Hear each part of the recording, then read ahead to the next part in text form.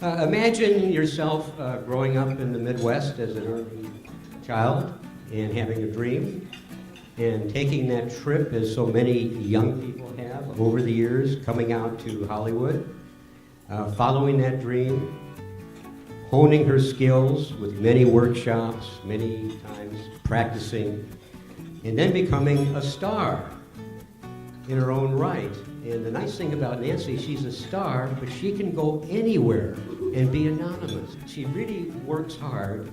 She could live in the Beverly Hills zip code because she makes a lot of money, but you know what with Nancy? She gives a lot of it away.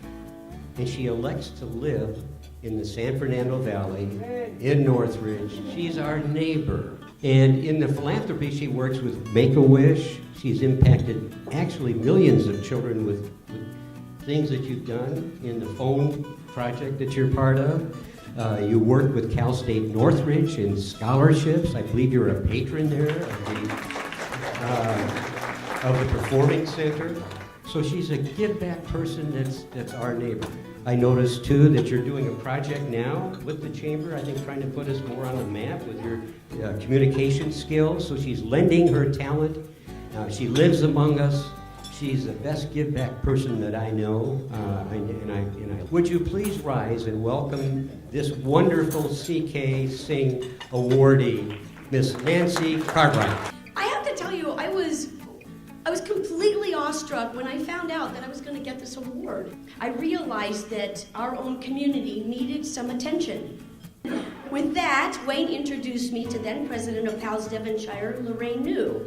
He thought this was a good match, so I started to go to their board meetings, and I realized that I could totally use my voice as a celebrity to bring some attention to that particular after-school program that provided a safe space for at-risk kids.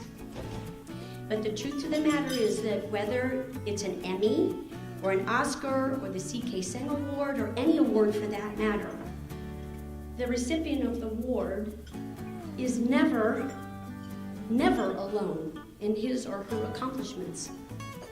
And just like it takes a village, the same goes with an award. And I have found that the most dedicated and the most loyal philanthropists are also the most humble and not wanting or needing of any kind of accomplishment. So regarding this particular award, Carol Lowry should actually be standing up here with me. She's the one with her sleeves rolled up and her boots on the ground and going in there day after day with all these campaigns and all these programs and teaching all these kids these lessons, and they love her to pieces. I just consider myself the cherry on the cake because I show up at the end after she's done her program with these kids, and they love me too, but you know, who wouldn't love a 10-year-old boy? Man, I'm part of the gang, you know? Can I have your autograph for it? No way, man. Yeah, absolutely. So I come in and give them certificates to acknowledge, you know, their accomplishment, but honestly, we make an amazing team, so thank you, Carol. I want you to know something, one more thing, and that is that nothing is quite as rewarding as the idea that something that you did to help was so workable that now others want to have the same programs in their community.